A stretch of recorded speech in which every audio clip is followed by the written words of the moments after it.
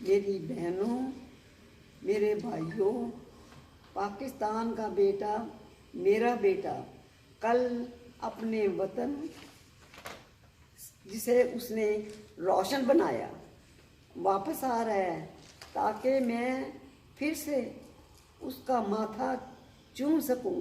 میرے بیٹے نواز شریف، مریم اور صفدر کے خلاف ناحق فیصلہ آیا اور میں ان تینوں کو جیل نہیں جانے دوں گی، اور اگر ان کو جیل بھیجا گیا تو میں بھی ساتھ جیل جاؤں گی۔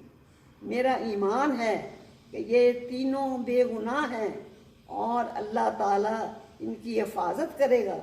ظالموں کو خدا کے خوف اور اس کی پکڑ سے ڈرنا چاہیے، جبکہ عدالت نے خود فیصلے میں لکھا ہے کہ کرپشن ثابت نہیں ہوئی، تو پھر سزا اس بات کی دی جا رہی ہے۔